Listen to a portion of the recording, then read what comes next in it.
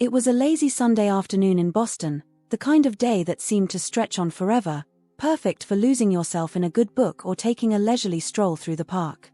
I'd been looking forward to this day all week, planning to spend it in peaceful solitude, maybe catch up on some reading or take my golden retriever, Max, for a long walk along the Charles River. The late September air was crisp, carrying the first hints of autumn.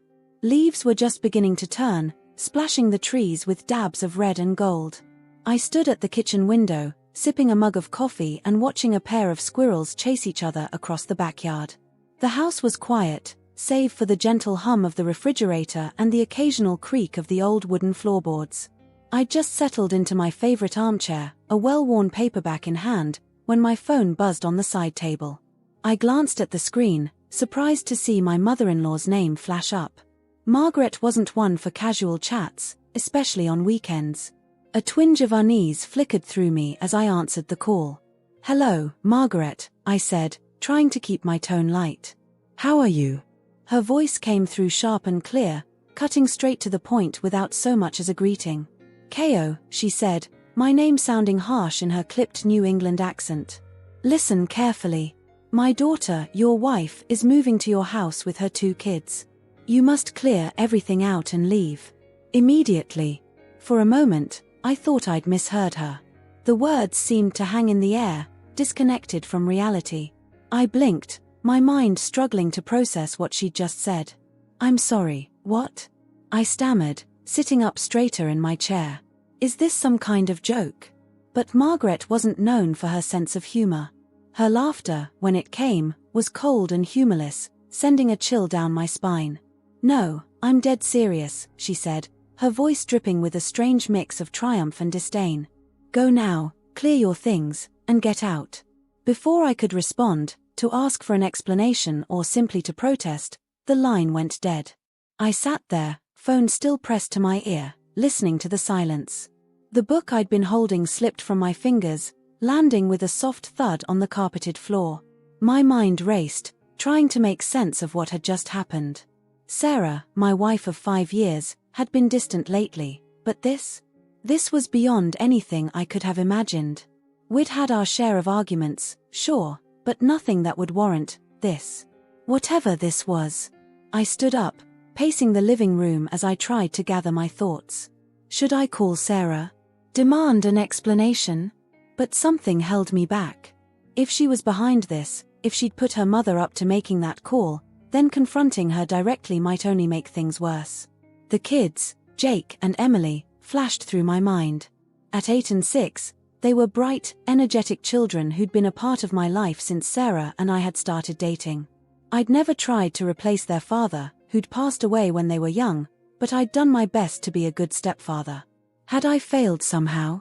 Had I missed some crucial sign that things were falling apart? I found myself moving through the house, looking at the life Sarah and I had built together with new eyes. The family photos on the mantelpiece, the children's artwork pinned to the refrigerator, the mismatched furniture we'd collected over the years, it all seemed suddenly fragile, as if it might crumble at any moment. In the study, I paused in front of the bookshelf, my eyes landing on a framed photo from our wedding day. Sarah was radiant in her white dress, her smile wide and genuine as she looked up at me. I remembered that day so clearly, the nerves, the excitement, the absolute certainty that we were embarking on something wonderful together. How had we gone from that to this? As the shock began to wear off, a new emotion started to take hold: anger. Who did Margaret think she was, calling me like that? And Sarah, if she wanted to end our marriage, why couldn't she face me herself? Why send her mother to deliver such an outrageous ultimatum? I pulled out my phone again, thumb hovering over Sarah's name in my contacts. But what would I say? How could I even begin to address this situation? The more I thought about it, the more I realized that I needed time to think, to plan, to figure out what the hell was going on. Making a decision, I pocketed my phone and headed for the bedroom. If they wanted me out, fine. But I wasn't going to leave empty-handed. I pulled a suitcase from the closet and began to pack, grabbing clothes, toiletries, and important documents. As I moved through the house, I found myself taking small, meaningful items: the watch my father had given me on my college graduation, a few treasured books, the small clay sculpture Jake had made for me last Father's Day. It felt surreal, packing up my life like this. Every object I touched seemed to hold a memory, a piece of the life I thought I'd be living for years to come. But with each item I packed, a strange sense of resolve began to grow within me. Whatever game Sarah and her mother were playing, I refused to be a pawn in it. As the afternoon wore on, I found myself making calls, to a lawyer, to a few close friends, even to my own parents back in Brazil. I didn't give them all the details, not yet, but I let them know that something had happened, that I might need their support in the coming days. By the time evening fell, I had a plan, or at least the beginnings of one. I'd booked a room at a nearby hotel, somewhere I could stay while I figured out my next move. But there was one more thing I needed to do before I left. The locksmith arrived just as night was falling, a middle-aged man with kind eyes and a no-nonsense attitude. He didn't ask questions as he went about changing the locks, and I was grateful for his discretion. It felt like a drastic step, but after Margaret's call, I couldn't shake the feeling that I needed to protect myself, to assert some kind of control over the situation. As I watched the locksmith work, a memory surfaced, Sarah and I, laughing as we fumbled with the keys on the day we moved in, so excited to start our life together in this house. The contrast between that moment and this one was stark, a reminder of how quickly things could change. With the new locks in place and the old keys in my pocket, I took one last look around the house. It felt different now, almost like a stranger's home. As I stepped out onto the porch, suitcase in hand, I couldn't help but wonder what tomorrow would bring. Whatever it was, I knew one thing for certain: I wasn't going down without a fight. The cool night air hit me as I locked the door behind me, the new key sliding smoothly into place. For a moment, I stood there, listening to the quiet of the neighborhood, the distant bark of a dog, the rustle of leaves in the breeze. Then, squaring my shoulders, I walked to my car. As I drove away, watching the house grow smaller in my rearview mirror, I felt a mix of emotions: anger, sadness, confusion, but also a growing determination. Whatever Sarah and Margaret had planned, whatever lay ahead, I was ready to face it. This wasn't the end, I told myself. It was just the beginning of a new chapter. The sun had long since set by the time I returned to the house. The street was quiet, most of my neighbors already settled in for the night. As I pulled into the driveway, the headlights of my car swept across the front of the house, illuminating the windows like eyes watching my return. I sat there for a moment, engine idling, gathering the courage to go back inside. The house felt different as I stepped through the door, as if the very walls were holding their breath. I flicked on the lights, half expecting to find Sarah and the kids there, waiting for me. But the rooms were empty, filled only with the echo of my footsteps and the weight of unspoken words. I made my way to the kitchen, my movements automatic as I filled the kettle and set it to boil. The simple act of making tea, a habit I'd picked up during my years in Boston, provided a small comfort in the face of the chaos swirling around me. As I waited for the water to heat, I leaned against the counter, my eyes drawn to the refrigerator door. There, held in place by colorful magnets, was a crayon drawing Emily had made just last week. It showed our family, stick figures with exaggerated smiles, standing in front of a house that looked nothing like ours but was labeled home in wobbly letters.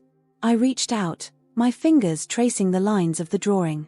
How could things have fallen apart so quickly? The whistle of the kettle pulled me from my thoughts. I poured the hot water over a bag of chamomile tea, watching as the color slowly seeped into the water. The familiar aroma filled the air, a stark contrast to the unfamiliarity of the situation I found myself in. Tea in hand, I began to move through the house, taking stock of what I needed to pack. In the living room, I paused in front of the bookshelf, my eyes landing on a worn copy of The Great Gatsby. Sarah had given it to me on our first anniversary, a nod to our shared love of literature.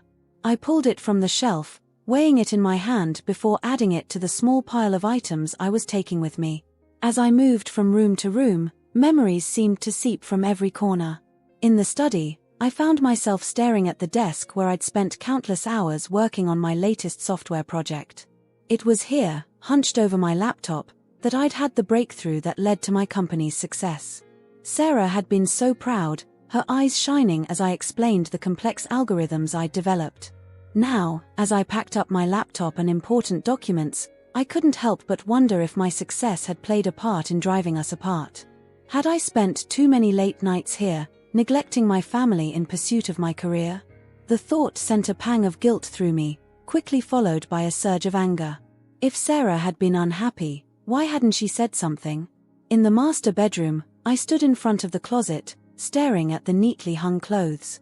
Sarah's dresses hung next to my suits, a visual representation of our lives intertwined. I began to pack my clothes, each item a decision, what to take, what to leave behind.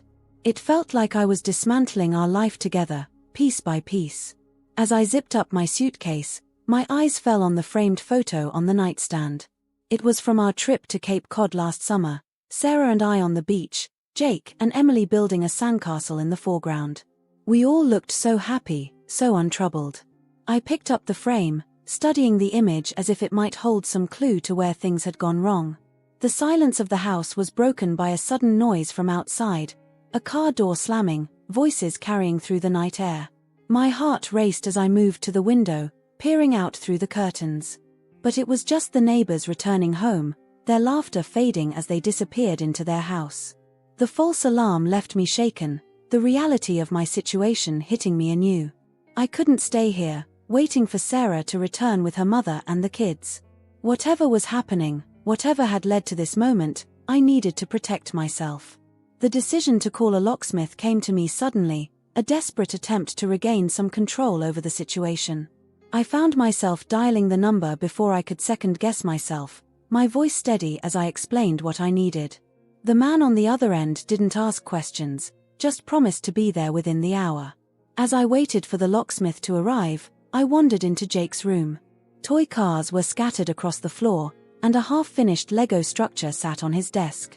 I picked up one of the cars, a red Ferrari that I'd given him for his last birthday. He'd been so excited, his eyes lighting up as he hugged me tightly. "You're the best, Dad," he'd said, and in that moment, the word step hadn't mattered at all. I set the car back down, my throat tight with emotion. Whatever was happening between Sarah and me, I hoped the kids wouldn't suffer for it. They'd already lost one father, I didn't want them to feel like they were losing another. In Emily's room, the air was sweet with the scent of the lavender sachets she loved. Her collection of stuffed animals watched me from the bed, their glass eyes seeming to hold a sadness I couldn't quite shake. On her dresser, a friendship bracelet she'd been working on lay unfinished, the colorful threads a tangle of potential. I found myself picking up the bracelet, running my fingers over the intricate knots. Emily had been so determined to learn how to make them, spending hours watching tutorials online and practicing until her fingers were sore. "I'm going to make one for you too, Ko," she'd promised, her gap-toothed smile melting my heart. The sound of a car pulling up outside pulled me from my reverie. I moved to the window, watching as the locksmith's van came to a stop in front of the house. For a moment, I hesitated.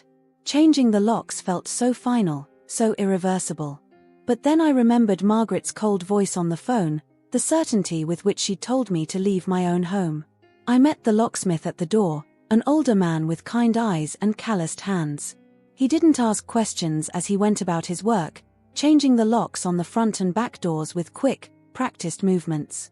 I watched him, a part of me still unable to believe that this was really happening. As he worked, I found myself thinking about the day Sarah and I had moved in. We'd been so full of hope, so excited about the future we were building together. I remembered how we'd christened each room, laughing as we unpacked boxes and argued good-naturedly about where everything should go. Now, as I watched new locks being installed, it felt like I was locking away those memories along with the house. The click of the new key turning in the lock seemed to echo through the quiet house, a sound of finality that sent a shiver down my spine. With the job done and the locksmith gone, I stood in the entryway, the new keys heavy in my hand. The house felt different now, no longer the warm, welcoming space it had once been. Instead, it felt like a fortress, a silent sentinel standing guard against whatever storm was coming. I made one last circuit of the house, double-checking that I hadn't forgotten anything important. In each room, I paused, allowing myself a moment to say goodbye. To the kitchen where we'd shared so many family meals. To the living room where we'd cuddled up for movie nights. to the bedrooms where I'd tucked the kids in, reading them stories and chasing away monsters under the bed. As I reached the front door, suitcase in hand, I felt a deep sadness settle over me. This house had been more than just a building, it had been a home, filled with love and laughter and the thousand little moments that make up a life. Leaving it felt like leaving a part of myself behind. But as I stepped out onto the porch, locking the door behind me with the new key, I felt a spark of determination ignite within me. Yes, I was leaving the house, but I wasn't giving up. Whatever Sarah and her mother had planned, whatever lay ahead, I would face it head on. I took a deep breath of the cool night air, letting it fill my lungs and clear my head. Then, squaring my shoulders, I walked to my car. As I drove away, watching the house grow smaller in my rearview mirror, I made a silent promise to myself. This wasn't the end. It was just the beginning of a new chapter, one that I would write on my own terms. The streets were nearly empty as I made my way to the hotel I'd booked earlier. Boston slept around me, unaware of the upheaval in my life. As I drove, I found myself thinking about the days ahead. There would be lawyers to talk to, decisions to make, a life to rebuild. But for now, all I wanted was a quiet room and a chance to gather my thoughts. Tomorrow would bring its own challenges. But tonight, as I finally allowed the events of the day to wash over me, I knew one thing for certain. I was stronger than Sarah or Margaret gave me credit for. And I was ready to fight for what was rightfully mine. The morning dawned crisp and clear, a perfect New England autumn day that seemed to mock the turmoil in my life. I stood on the sidewalk outside my house, the early sunlight casting long shadows across the well-manicured lawn. The two men I'd hired from a local security firm stood a respectful distance away, their dark suits and earpieces making them look like something out of a spy movie. I'd spent a restless night at the hotel, tossing and turning as my mind raced through every possible scenario. By the time the sun rose, I'd made my decision. I wouldn't hide away, wouldn't let Sarah and her mother dictate the terms of whatever was about to happen. This was my home, and I had every right to be here. The neighborhood was quiet, most of my neighbors already gone for the day. A jogger passed by, giving me a curious look as she noticed the security guards. I nodded politely, trying to project an air of normalcy even as my stomach churned with anxiety. As the morning wore on, I found myself pacing back and forth, checking my watch every few minutes. The security guards remained stoic, their presence both reassuring and surreal. I'd never imagined needing protection at my own home, but after Margaret's call, I wasn't taking any chances. It was just past noon when I heard it, the distant rumble of an engine, growing louder as it approached. My heart began to race as a grey SUV turned onto our street, slowing as it neared the house. This was it. The moment of truth. The SUV pulled into the driveway, the engine cutting off with a finality that seemed to echo in the quiet street. For a moment, nothing happened. Then the driver's door opened, and Sarah stepped out. My breath caught in my throat. She looked exactly as she always did, hair perfectly styled, makeup flawless, dressed in a crisp blazer and slacks as if she were heading to a business meeting. But there was something different in her eyes, a hardness I'd never seen before. She noticed me immediately, her steps faltering for just a moment before she straightened her shoulders and strode forward. "Ko," she said, her voice cool and controlled. "What are you doing here?" Before I could respond, the back doors of the SUV opened. Jake and Emily tumbled out, their faces a mix of confusion and excitement. They were carrying small backpacks, as if they were going on a trip. When they saw me, their faces lit up. "Ko," Emily cried, starting to run towards me. But Sarah's hand shot out, grabbing her arm and pulling her back. "Stay with me, sweetie," Sarah said, her voice tight. "We need to talk to Ko first." The hurt and confusion on Emily's face was like a knife to my heart. Jake stood by the car, his eyes darting between Sarah and me, clearly unsure of what was happening. The last to emerge from the SUV was Margaret, her face set in lines of grim satisfaction. She strode forward, her eyes locked on me. "Well, Ko," she said, her voice dripping with false sweetness. "I see you didn't follow my instructions." I stood my ground, meeting her gaze steadily. "This is my home, Margaret. I'm not going anywhere." Sarah stepped forward, placing herself between Margaret and me. "Mom," Let me handle this, she said, her voice low. Then she turned to me, her eyes narrowing. Ko, we need to talk. Privately. I gestured to the house. By all means. But you should know, the locks have been changed. Sarah's composure slipped for just a moment, her eyes widening in surprise. She recovered quickly, but not before I saw a flicker of something, anger, fear, cross her face. Fine, she said, her voice clipped. We'll talk out here. Mom, can you take the kids for a walk? Margaret looked like she wanted to argue, but a sharp look from Sarah silenced her. With obvious reluctance, she ushered Jake and Emily down the street, their confused voices fading as they rounded the corner. Once they were out of earshot, Sarah turned to me, her eyes blazing.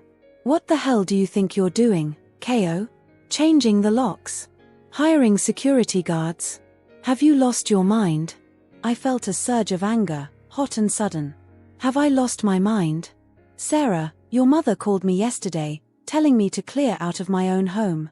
You disappear for days, then show up with the kids and your mother, clearly planning to move in without so much as a word to me. And you're asking if I've lost my mind? Sarah had the grace to look uncomfortable, but she quickly rallied. I was going to call you, she said, but the words rang hollow. I needed some time to figure things out. Figure what out, Sarah? Our marriage. Our life together. These are things we should be figuring out together, not with your mother whispering in your ear. Sarah flinched at that, a flash of guilt crossing her face. It's not like that, she said, but her voice lacked conviction. Mom was just trying to help. I laughed, a short, bitter sound. Help? By telling me to leave my own home? By trying to kick me out of my life without even the courtesy of a conversation? That's not help, Sarah. That's manipulation. For a moment, Sarah seemed at a loss for words. She looked around, as if seeing the situation for the first time, the security guards standing watch, the neighbors peering curiously from their windows, the empty house behind us. I didn't want it to be like this, she said finally, her voice small. Then how did you want it to be? I asked, my anger giving way to a deep, aching sadness. Did you think I'd just disappear? That you could erase me from your life, from the kids' lives, just like that? Sarah's eyes filled with tears, but I steeled myself against the sight. Too often, I'd let her tears sway me, had backed down from arguments to keep the peace. But not this time. This time, I needed answers. Why, Sarah? I asked, my voice softer now but no less intense. What happened? I thought we were happy. I thought we had a good life together. Sarah wrapped her arms around herself, suddenly looking small and vulnerable. We were happy, she said, her voice barely above a whisper. At least, I thought we were. But then. She trailed off, and I waited, my heart pounding. Then what? I prompted gently. Then I realized I didn't know who I was anymore, she said in a rush, the words tumbling out as if she'd been holding them back for a long time. I was just Sarah the wife or Sarah the mother. I lost myself, Ko. And I didn't know how to find myself again without leaving everything behind. I felt as if I'd been punched in the gut. All this time, all these years we'd been together, and I'd never known she felt this way. Why didn't you talk to me? I asked, my voice hoarse with emotion. We could have figured it out together. I would have supported you, Sarah. You know that. Sarah shook her head, tears streaming down her face now. I didn't know how, she said. And then Mom suggested, she said it would be easier this way. Anger flared in me again at the mention of Margaret. Easier for whom? I demanded. For you. For your mother. What about the kids, Sarah? What about me? Did you think about how this would affect us? Sarah flinched at my words, but I couldn't stop now. The dam had broken, and all the hurt and confusion of the past day came pouring out. We built a life together, I said, gesturing to the house behind us. We made promises to each other, to the kids. You can't just throw that away because your mother thinks it's a good idea. It wasn't just Mom's idea, Sarah protested weakly, but I could see the doubt in her eyes. No, I challenged. Then why send her to do your dirty work? Why not talk to me yourself? Sarah had no answer for that. She stood there, tears still falling, looking lost and confused. And despite everything, despite the anger and hurt swirling inside me, I felt a pang of sympathy for her. We'd both lost our way somehow, had let our relationship crumble without even realizing it. But that didn't change the reality of our situation. Sarah had made her choice, had decided to try and push me out of our life together without even giving me a chance to fight for us. And now, standing here in front of our home, with security guards watching and neighbors pretending not to stare, I knew things would never be the same. "What happens now?" Sarah asked, her voice small and uncertain. I took a deep breath, trying to steady myself.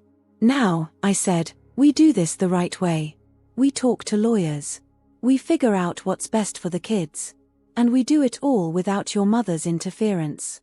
Sarah nodded slowly, looking both relieved and terrified. "And us?" she asked, a hint of hope in her voice. I felt a wave of sadness wash over me. "I don't know, Sarah," I said honestly. "I don't know if there can be an us after this. But I do know that I'm not going to disappear from the kids' lives. They've already lost one father. I won't let them lose another." As if on cue, we heard voices approaching. Margaret rounded the corner with Jake and Emily, both kids looking tired and confused. When they saw us, their faces lit up, and they broke away from Margaret, running towards us. I knelt down, opening my arms to them. As they crashed into me, their small arms wrapping around my neck, I felt a fierce surge of love and protectiveness. Whatever happened between Sarah and me, whatever challenges lay ahead, I knew one thing for certain. I would always be there for these kids, no matter what. Over their heads, I met Sarah's eyes. There was a world of hurt and regret between us now, a chasm that might never be bridged. But as we stood there, the kids between us, I saw a flicker of understanding pass between us. This wasn't the end we'd planned for, but it was the reality we now faced. And for the sake of Jake and Emily, we would find a way to navigate it together. As Margaret approached, her face a mask of barely concealed triumph, I straightened up, keeping the kids close to me. Whatever came next, whatever battles lay ahead, I was ready. This was my family, my home, my life. And I wasn't going to let anyone, not even Sarah's mother, take that away from me without a fight. The tension in the air was palpable as Margaret strode towards us, her face a mask of barely contained fury. The kids, sensing the atmosphere, clung tighter to me. I straightened up, keeping a protective arm around Jake and Emily as I faced my mother-in-law. "What's the meaning of this, Ko?" Margaret demanded, her voice sharp enough to cut glass. "Why are these men here?" She gestured dismissively at the security guards, who remained impassive. Before I could respond, Sarah stepped in. "Mom, please. Let's not do this in front of the kids." Margaret's eyes flashed dangerously. "Do what, Sarah?" "Stand up for you. Protect you from this man who's clearly lost his mind." I felt a surge of anger, but I fought to keep my voice calm for the sake of the children. "Margaret, I think it's best if you leave. This is between Sarah and me." "Leave?" Margaret scoffed. "I'm not going anywhere. Sarah needs me here." Sarah looked uncomfortable, caught between her mother and me. "Mom, maybe Ko's right. We need to talk privately." Margaret turned to Sarah, disbelief etched on her face. "You can't be serious. After everything we planned?" I raised an eyebrow at that. "Planned? So this wasn't a spur-of-the-moment decision then?" Sarah at least had the grace to look ashamed. "Ko, it's not what you think -o?" "Then please, enlighten me," I said, my patience wearing thin. "Because from where I'm standing, it looks like you and your mother conspired to kick me out of my own home without so much as a conversation." Jake tugged at my sleeve. "Dad, what's going on? Why is everyone fighting?" The innocence in his voice hit me like a punch to the gut. I knelt down to his level, trying to find the right words. "Jake, buddy, sometimes grown-ups have disagreements. But I promise you, we're going to figure this out." Emily's lower lip trembled. "Are you and Mom getting a divorce?" The question hung in the air, heavy and painful. Sarah and I exchanged a look, neither of us sure how to answer. Margaret, however, had no such hesitation. "Of course they are, sweetheart. Your mother deserves better than -, that's enough." I snapped, my control finally breaking. You don't get to decide that, Margaret. You don't get to poison my children against me. Sarah put a hand on her mother's arm. Mom, please. You're not helping. Margaret shrugged off Sarah's hand, her face flushed with anger. Not helping. I'm the only one here looking out for your best interests, Sarah. You were miserable, remember? You told me how trapped you felt, how you needed to get away from all this. I felt as if I'd been slapped. I turned to Sarah, searching her face for some denial, some sign that her mother was exaggerating. But Sarah wouldn't meet my eyes. Is that true? I asked, my voice barely above a whisper. Were you really that unhappy? Sarah wrapped her arms around herself, looking small and vulnerable. I don't know, Ko. Sometimes, yes. But it wasn't always like that. We had good times too. Then why didn't you talk to me? I pleaded, feeling a lump form in my throat. We could have worked through it together. We could have tried counseling, or -oh, please, Margaret interrupted. Counseling? That's your solution? Sarah needs a fresh start, not some quack telling her to communicate better. I rounded on Margaret, my patience finally snapping. With all due respect, Margaret, this is none of your business. This is between Sarah and me. Margaret's eyes narrowed. None of my business. Sarah is my daughter. Her happiness is my business. And what about the kids' happiness? I challenged. Did you think about how this would affect them? Or were you too busy planning how to get rid of me? The kids were looking back and forth between us, their eyes wide with fear and confusion. I felt a pang of guilt for letting things escalate like this in front of them. Sarah must have felt it too because she suddenly spoke up. Jake, Emily, why don't you go inside and watch some TV? The grown-ups need to talk. Both kids looked reluctant to leave, but after a moment's hesitation, they nodded and headed towards the house. I watched them go, my heart heavy.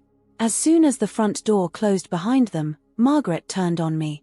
How dare you accuse me of not caring about those children? Everything I've done has been for their benefit. They deserve a mother who's happy and fulfilled, not trapped in a loveless marriage. Loveless? I repeated, stunned. Is that really how you see our marriage, Sarah? Sarah looked torn, her eyes darting between her mother and me. No, not loveless. But sometimes I felt like I was disappearing, Ko. Like I was just going through the motions, day after day. I felt as if the ground was shifting beneath my feet. How had I missed this? How had I not seen how unhappy Sarah was? Why didn't you say something? I asked, my voice hoarse with emotion. We could have worked on it together. I would have done anything to make you happy, Sarah. You know that. Sarah's eyes filled with tears. I know. And that's part of the problem. You were always so perfect.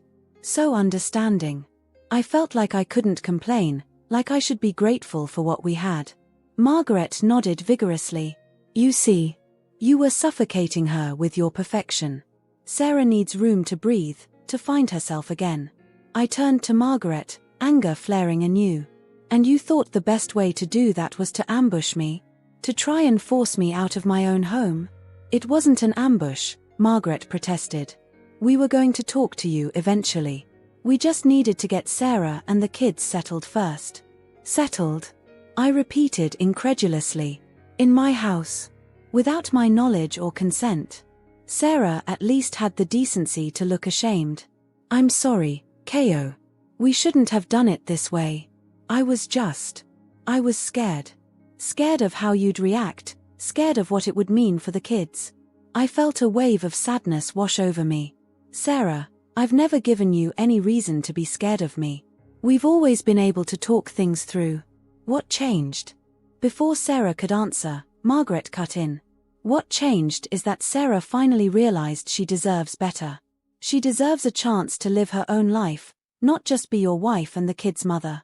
I took a deep breath, trying to calm the storm of emotions raging inside me. Margaret, with all due respect, you need to stop speaking for Sarah. She's a grown woman, capable of making her own decisions. To my surprise, Sarah nodded.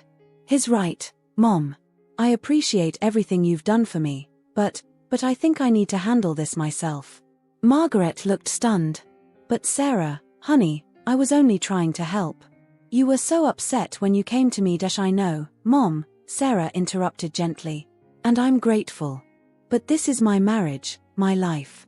I need to face this myself. For a moment, Margaret looked like she might argue further. But then her shoulders sagged, and she nodded reluctantly. Fine. But I'm not going far. If you need me, I'll be right here. As Margaret retreated to the car, Sarah and I were left facing each other. The weight of everything that had been said hung heavy between us. So, I said, struggling to keep my voice steady. Where do we go from here? Sarah wiped at her eyes, smudging her makeup. I don't know, Ko. I honestly don't know. I never meant for things to get this far out of hand. I felt like I was drowning, and I didn't know how to ask for help. I felt a mix of hurt, anger, and overwhelming sadness. I wish you had tried, Sarah. I wish you had given me a chance to understand, to help. Instead, you let your mother convince you that the only solution was to cut me out of your life entirely. Sarah flinched at my words. It wasn't like that. At least, it wasn't supposed to be. I just needed some time, some space to figure things out. And you couldn't have told me that. I asked, unable to keep the bitterness from my voice. You couldn't have said, Ko, I'm struggling. I need some time alone. Instead, you decided to ambush me, to try and force me out of my own home. Sarah's face crumpled. I'm sorry. I'm so sorry. I don't know what I was thinking. I was just so confused, so overwhelmed. I sighed heavily, feeling the weight of the past 24 hours pressing down on me. I understand feeling overwhelmed, Sarah. What I don't understand is why you didn't come to me. We've always been a team, haven't we? Or was that just an illusion? Sarah shook her head vehemently. No, it wasn't an illusion. We were a team. Are a team. I lost sight of that for a while. We stood there in silence for a moment, the weight of everything that had happened, everything that had been said, hanging heavy between us. In the distance, I could hear the faint sounds of the kids playing inside the house, oblivious to the turmoil outside. Finally, I spoke. We can't go back to how things were, Sarah. Too much has happened.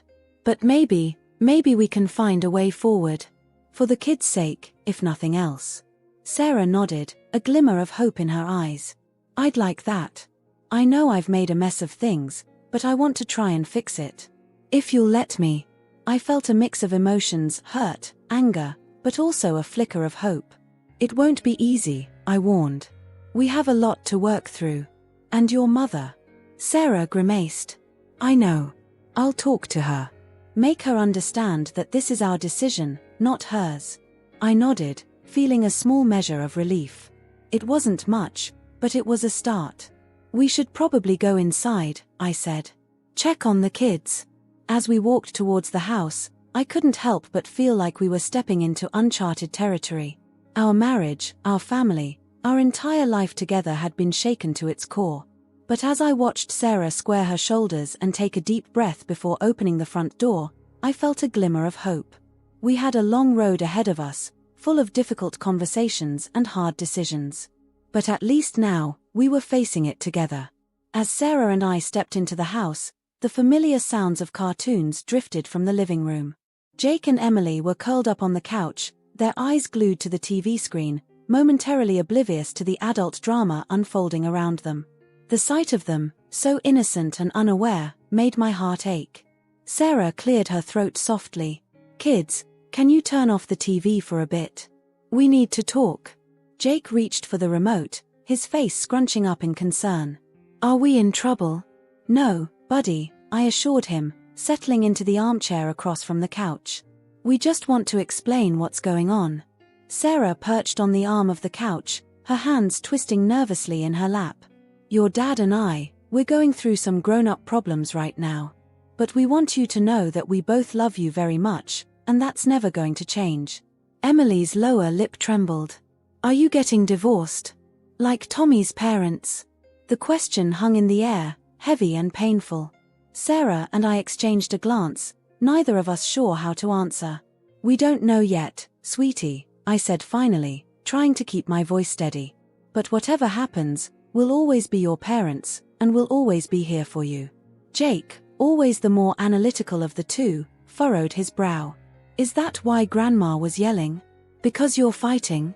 I felt a flash of anger at the mention of Margaret, but I pushed it down. Grandma was upset because she's worried about your mom. But that's something for us adults to deal with. You don't need to worry about it. Sarah nodded, reaching out to smooth Jake's hair. That's right. And I'm sorry you had to hear any yelling. That wasn't fair to you. As we sat there, trying to reassure the kids without making promises we couldn't keep, I felt a sudden, overwhelming sense of loss. This was our family, the life we had built together. How had we let it come to this? After a few more minutes of gentle explanations and reassurances, we sent the kids back to their TV show, promising to answer any more questions they might have later. As the sounds of cartoon laughter filled the room once again, Sarah and I retreated to the kitchen. The silence between us was heavy, laden with unspoken words and suppressed emotions. I leaned against the counter, watching as Sarah busied herself making coffee, a habit she'd picked up from me over the years. The familiar ritual seemed almost surreal in the context of our current situation. So, I said finally, breaking the silence. I think it's time we had an honest conversation. No more secrets, no more half-truths. Just, the whole story. Sarah nodded, her back still to me as she poured the coffee. You're right. You deserve that. I owe you that much, at least. She turned, offering me a mug. As I took it, our fingers brushed, and I felt a jolt of electricity, a reminder of the connection we once shared, now frayed but not yet broken. Start from the beginning, I said, cradling the warm mug in my hands. When did things start to go wrong? Sarah took a deep breath, her eyes fixed on her coffee. I'm not sure there was a specific moment. It was more like a slow realization. I woke up one day and didn't recognize myself anymore. I frowned, trying to understand. What do you mean? I used to have dreams, Ko. Goals. I wanted to travel, to write, to make a difference in the world. And somewhere along the way, I just lost sight of all that. I became Jake and Emily's mom or Ko's wife, and Sarah, just Sarah, seemed to disappear. I felt a pang of guilt. Had I contributed to this? Had I somehow stifled her dreams without even realizing it? Why didn't you say something? I asked softly. Sarah's eyes met mine, filled with a mixture of sadness and regret. Because you were so supportive, so perfect. You worked hard, you loved the kids, you never complained. How could I tell you that sometimes I felt suffocated by the very life we'd built together? Her words hit me like a punch to the gut. All this time, I thought I'd been doing everything right, being the perfect husband and father. But in doing so, had I somehow made Sarah feel inadequate? I never meant to make you feel that way, I said, my voice hoarse with emotion. I just wanted you to be happy. Sarah's smile was tinged with sadness. I know. And that's what makes this all so hard. You didn't do anything wrong, Ko. This is my issue, my midlife crisis, I guess. I set my coffee down, running a hand through my hair in frustration. But why turn to your mother? Why not come to me? Sarah's face clouded over. Mom, she caught me at a vulnerable moment. I'd had a particularly bad day. Jake had a meltdown at school, Emily was sick, work was piling up, and I broke down. I called her, sobbing, saying I couldn't do it anymore. I remembered that day. I'd come home late from work to find Sarah unusually quiet, the kids already in bed. She'd said she was just tired, and I'd believed her. How many other times had I missed the signs? And that's when she suggested this plan? I asked, trying to keep the bitterness out of my voice. Sarah nodded, looking ashamed. She said I needed a clean break, a chance to rediscover myself. She made it sound so simple, so necessary. I was in such a state that it actually seemed like a good idea at the time. I shook my head, disbelief warring with anger. A good idea to uproot our entire life. To take the kids away from their home, their school, their friends. To cut me out entirely. Sarah flinched at my words. When you put it like that. God, Ko, I'm so sorry. I don't know what I was thinking. I just felt so lost, so desperate for a change. As I watched her, I saw not the confident, put-together woman who had stepped out of the SUV earlier, but the vulnerable, confused person she'd been hiding beneath that facade. And despite everything, I felt a surge of compassion. Sarah, I said gently, feeling lost, wanting a change, that's normal. Everyone goes through that at some point. But making unilateral decisions that affect our entire family, that's not okay. She nodded, tears welling up in her eyes. I know that now. I didn't know how to ask for help. I was afraid you'd think less of me, that you'd be disappointed. I moved closer, resisting the urge to take her in my arms. I could never be disappointed in you for being honest about your feelings. That's what marriage is supposed to be about, supporting each other through the good times and the bad. Sarah wiped at her eyes, smudging her mascara. I've made such a mess of everything. The kids, the house, our marriage. How can we ever come back from this? I took a deep breath, considering my words carefully. I don't know if we can, Sarah. You've broken my trust in a fundamental way. But I think we owe it to ourselves, and to the kids, to at least try. Hope flickered in Sarah's eyes. Really? You'd be willing to try? Even after everything I've done? I nodded slowly. It won't be easy. We have a lot of work to do, individually and as a couple. And your mother? Sarah's face hardened. I'll deal with Mom. This is our life, our decision. She needs to understand that. As we stood there in the kitchen, the sounds of the kids laughing at their cartoon drifting in from the living room, I felt a glimmer of hope. We had a long, difficult road ahead of us, but at least now we were being honest with each other. So, I said, what do we do now? Sarah took a deep breath, squaring her shoulders. Now we start rebuilding. Together. As she said the word together, I felt something shift between us. The anger and hurt were still there, but alongside them was a renewed sense of partnership. Whatever came next, we would face it as a team. Just then, we heard a car door slam outside. Sarah and I exchanged a glance, knowing it must be Margaret returning. The real test was about to begin. Are you ready for this?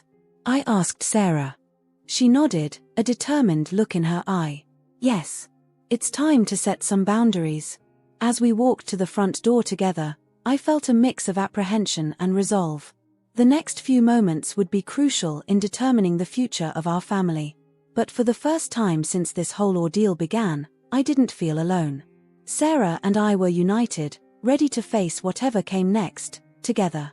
As Sarah and I stepped onto the front porch, Margaret was already striding up the walkway, her face set in grim determination. The late afternoon sun cast long shadows across the lawn, giving the scene an almost surreal quality. I felt Sarah tense beside me, and I resisted the urge to reach for her hand. We needed to present a united front, but we weren't quite there yet.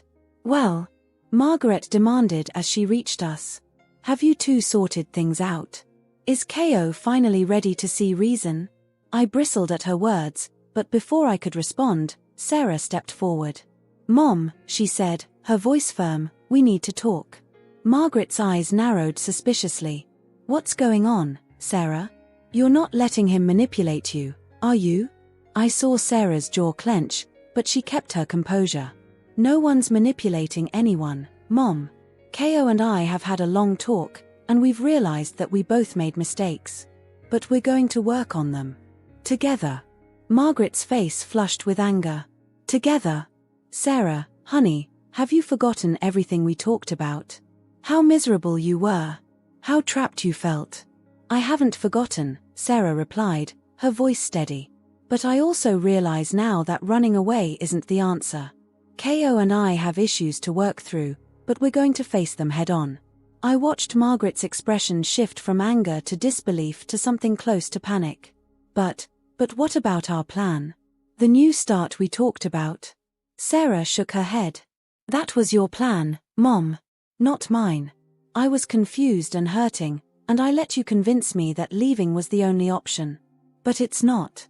Ko and I have built a life together, and we're not ready to give up on that. Margaret turned to me, her eyes blazing. This is your doing, isn't it? You've guilted her into staying. Used the kids as leverage. I felt my temper flare, but I fought to keep my voice calm. With all due respect, Margaret, you don't get to make that accusation. You're the one who tried to manipulate this situation. You're the one who called me, telling me to leave my own home without so much as an explanation. I was protecting my daughter, Margaret shot back. No, Mom, Sarah interjected. You were overstepping. I know you meant well, but this is my marriage, my life. Ko and I need to figure this out for ourselves. Margaret's face crumpled, and for the first time, I saw a flicker of vulnerability beneath her hard exterior.